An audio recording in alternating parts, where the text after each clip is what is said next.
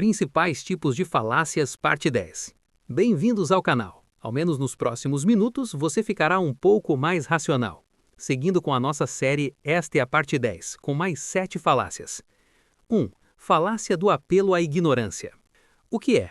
A falácia do apelo à ignorância ocorre quando uma proposição é declarada como verdadeira simplesmente porque não foi provada como falsa, ou, inversamente, é declarada como falsa porque não foi provada como verdadeira.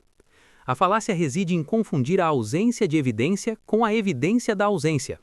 A falta de conhecimento ou a incapacidade de provar o contrário não tem valor probatório sobre a afirmação original.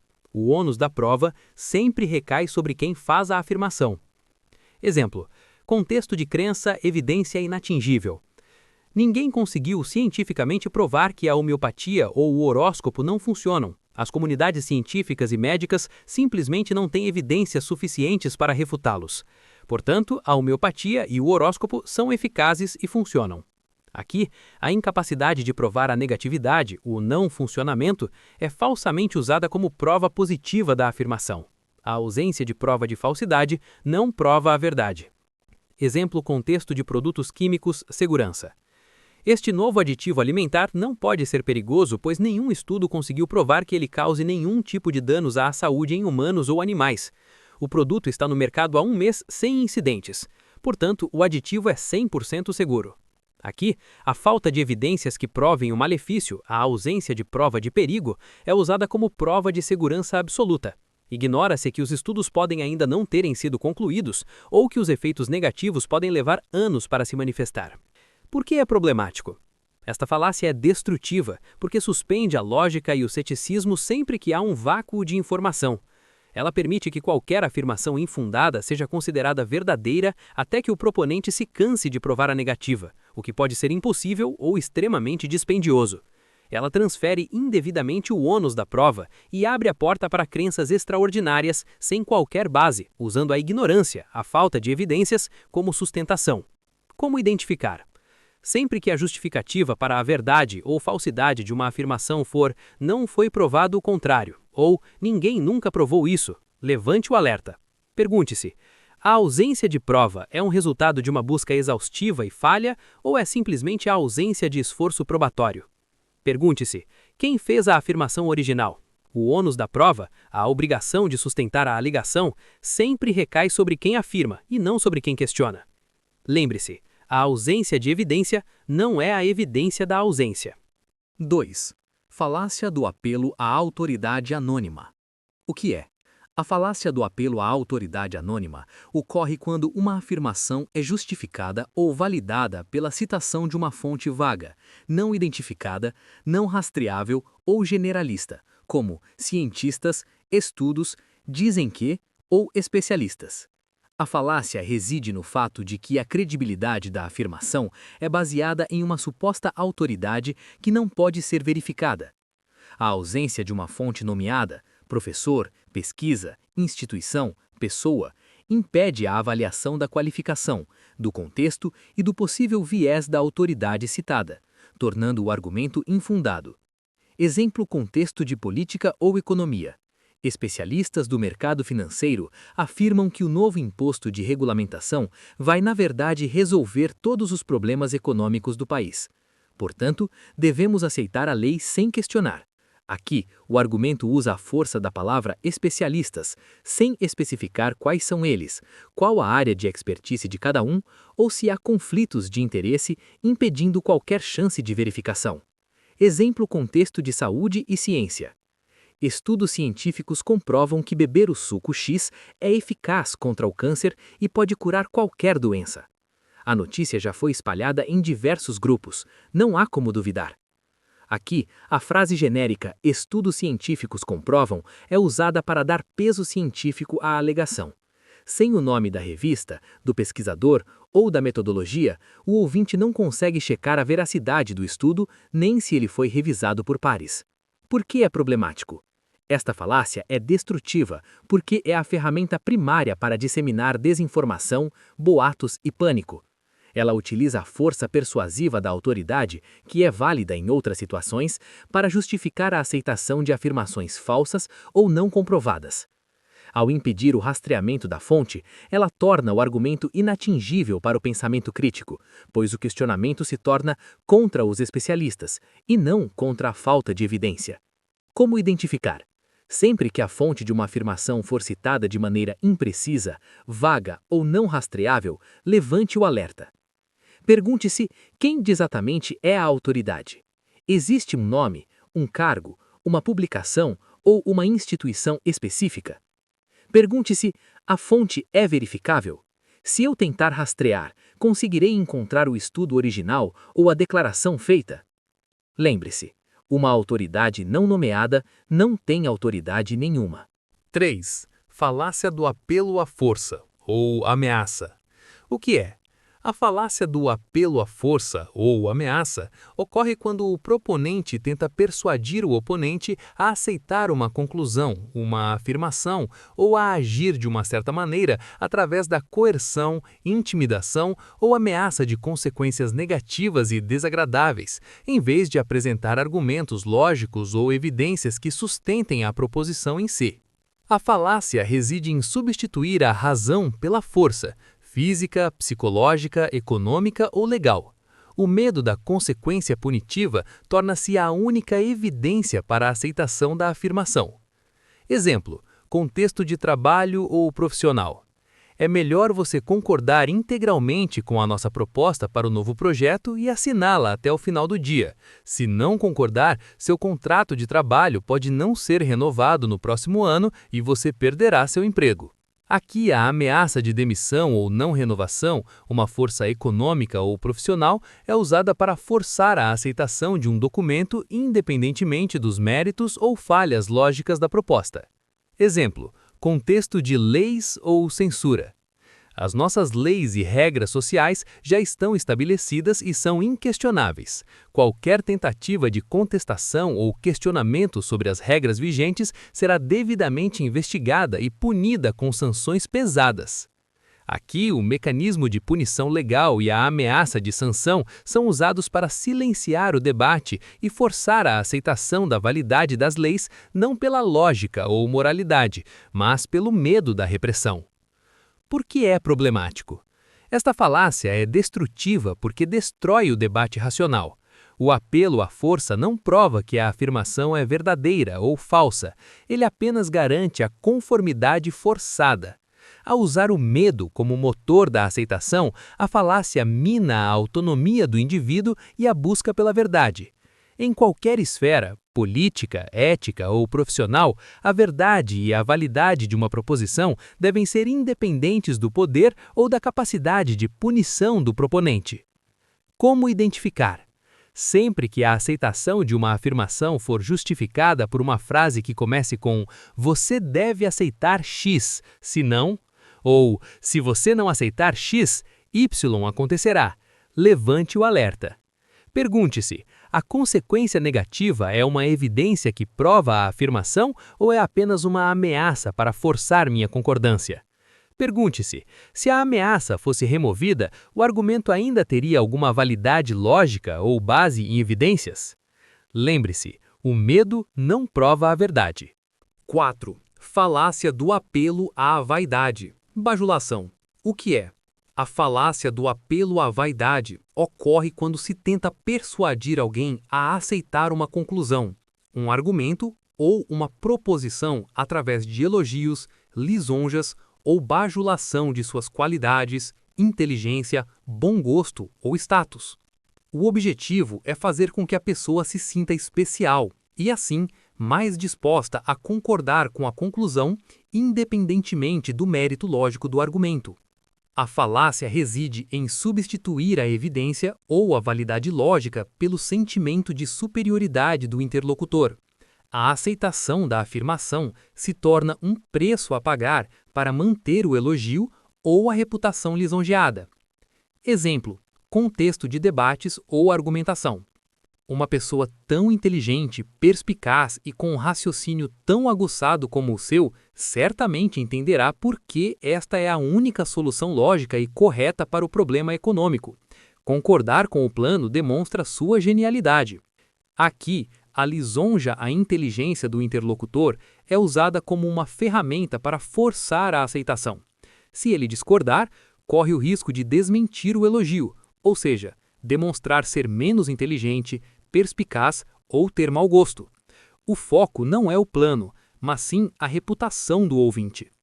Exemplo: contexto de comportamento ou opinião.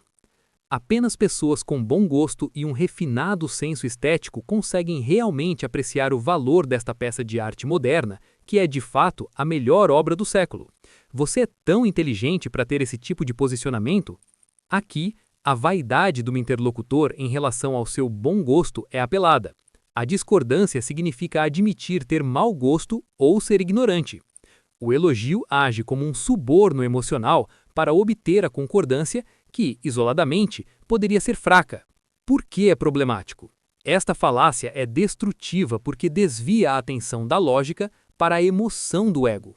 Ela paralisa o ceticismo, pois faz o ouvinte hesitar em questionar o argumento, temendo que, ao fazê-lo, ele desminta o elogio que acabou de receber, ou seja, demonstre ser menos inteligente, perspicaz ou ter mau gosto. É uma tática de manipulação que se aproveita da necessidade humana de ser valorizado para forçar a aceitação de uma ideia que, isoladamente, poderia ser fraca. Como identificar?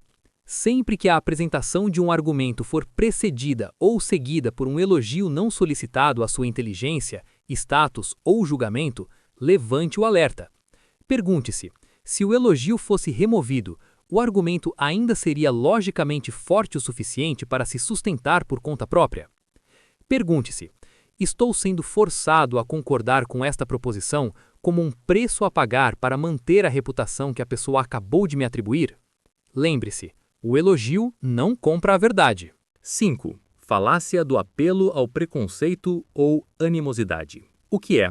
A falácia do apelo ao preconceito ou animosidade ocorre quando se tenta manipular a audiência, despertando nela sentimentos de raiva, ódio, desprezo, ressentimento ou estereótipos negativos contra um oponente, um grupo social ou uma ideia. O objetivo é levar o público a rejeitar a pessoa ou a ideia por aversão emocional, em vez de avaliar a validade de seus argumentos ou evidências. A falácia reside em substituir a razão e a avaliação factual pela paixão destrutiva e pelo julgamento prévio, ou preconceito.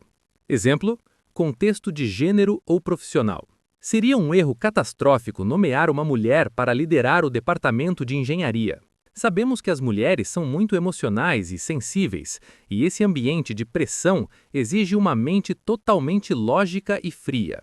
Aqui, o argumento apela a estereótipos de gênero sobre a incapacidade emocional das mulheres em ambientes de pressão, ignorando as qualificações individuais, a experiência profissional e o mérito da candidata. Exemplo: contexto de preconceito político ou ideológico. Tudo o que o partido adversário propõe é automaticamente ruim, porque eles são um bando de socialistas, fascistas ou corruptos. Aqui, o argumento ignora os méritos ou deméritos da proposta, atacando a afiliação política do proponente e apelando à aversão ideológica do ouvinte. A aversão ao rótulo é usada como razão para rejeitar a ideia.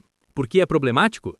Esta falácia é destrutiva porque desliga a razão e intensifica a polarização social. Ela impede que a audiência ouça ou avalie o argumento com objetividade, pois sua atenção é desviada para a raiva ou a aversão ao proponente. O apelo à animosidade transforma o debate em um ataque ad hominem, contra a pessoa, mas com o objetivo de incitar um grande grupo de pessoas a rejeitar a ideia, perpetuando o ódio e a discriminação. Como identificar? Sempre que a justificativa para rejeitar uma pessoa ou ideia for baseada em uma aversão emocional, ódio ou estereótipo que não tem relação direta com a validade do argumento, levante o alerta. Pergunte-se: o argumento está me convidando a sentir raiva de pessoa ou do grupo dela, em vez de focar na sua afirmação? Pergunte-se: se a pessoa fosse de outro gênero, outra religião ou outro grupo, o argumento ainda seria o mesmo e teria o mesmo impacto? Lembre-se, o preconceito não é evidência. 6. Falácia do apelo à natureza. O que é?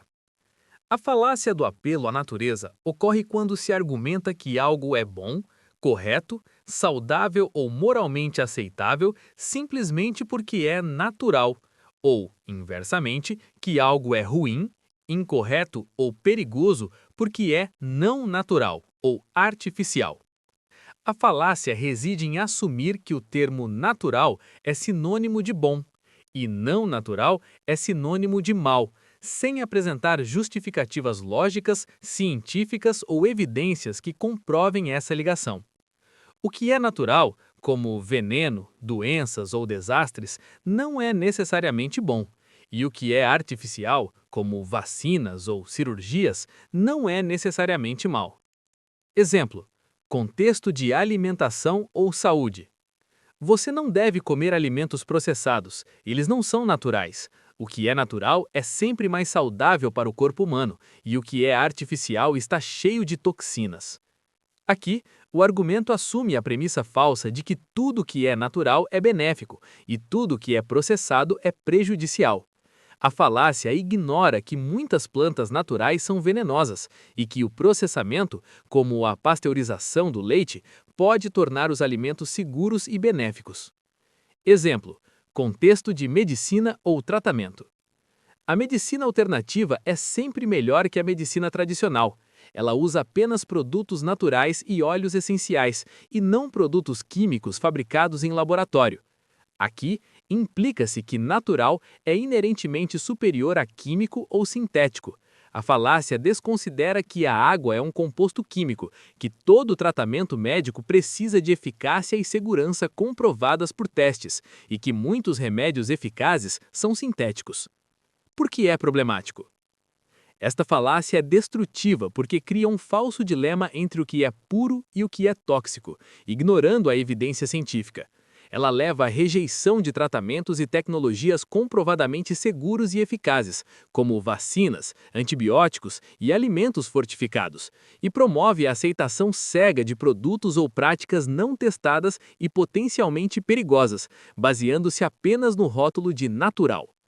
A moralidade e a eficácia de uma substância dependem de sua composição e dosagem, não da sua origem. Como identificar?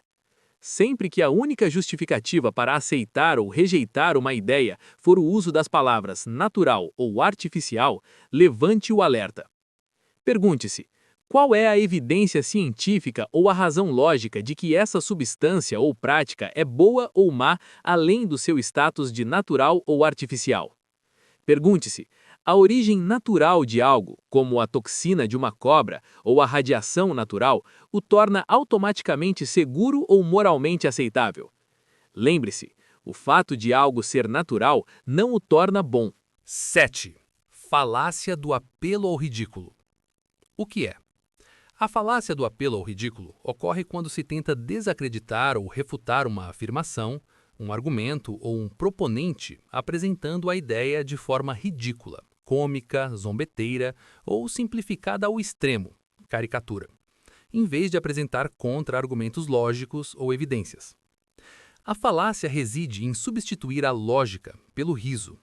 O riso é usado como uma arma emocional para fazer a ideia parecer absurda, fraca ou boba, persuadindo o público a rejeitá-la com base no escárnio e na zombaria, e não em sua validade. A personificação extrema por meio de memes é um exemplo clássico. Exemplo: contexto de debate científico ou social.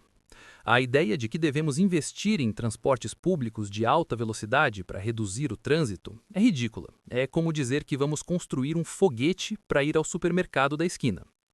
Aqui, o argumento sério sobre investimento em infraestrutura é reduzido a uma analogia absurda e exagerada, foguete no supermercado, para induzir o riso e o escárnio, fazendo a ideia original parecer simplória e impraticável. Exemplo: contexto de redes sociais ou mídia digital. Quando você tenta explicar a importância da verificação de fatos em um debate, seu oponente não responde à sua lógica, mas simplesmente envia um meme de um bebê com a testa franzida ou um vídeo curto onde você é satirizado com uma música boba. Aqui, o meme ou a sátira é usada para desviar a atenção do argumento. O objetivo não é provar que a afirmação é falsa, mas sim ridicularizar o proponente, fazendo com que ele e sua ideia percam o prestígio perante o público que está rindo. Por que é problemático? Esta falácia é destrutiva porque desvaloriza a seriedade e a complexidade de qualquer tema, transformando o debate em um concurso de popularidade ou de humor. Ela intimida o oponente, pois ninguém quer ser o alvo da chacota pública. O apelo ao ridículo permite que argumentos bem fundamentados sejam descartados de forma irresponsável, pois é muito mais fácil e rápido produzir um meme engraçado do que construir um contra-argumento sólido, baseado em dados. Como identificar? Sempre que a resposta a um argumento lógico for um meme, uma sátira, uma caricatura exagerada ou uma analogia absurda e simplificada que não ataca a premissa, mas sim a forma ou a pessoa que a defende, levante o alerta. Pergunte-se: a zombaria ou a analogia ridícula está provando que o argumento é falso ou está apenas tornando-o desagradável de ser defendido? Pergunte-se: se eu ignorar o fator humor, sobra alguma refutação lógica válida? Lembre-se, o riso não é um refúgio para a verdade. Acabamos de ver mais 7 falácias que podem passar despercebidas mesmo por pessoas bem informadas. Identificá-las não é sobre ganhar discussões, mas sobre pensar melhor. Na parte 11, vamos ver mais falácias para adicionar ao nosso arsenal de pensamento crítico. Se inscreva no canal, ative o sino das notificações e aguarde os próximos vídeos. Se este vídeo te ajudou a reconhecer melhor essas armadilhas, curta e compartilhe esse vídeo para outras pessoas. Tenho certeza de que você já se deparou com algumas dessas falácias. Qual delas mais te incomoda? Ou, quem sabe, até percebeu se já não usou? Deixe sua valorosa contribuição sobre o que foi abordado. E lembre-se, o mundo nem sempre é racional, mas você pode ser. O que for aprendido de verdade jamais será esquecido. Quando todos estão pensando a mesma coisa, talvez seja o caso de ninguém estar pensando. Obrigado por assistir até o final. Até a próxima!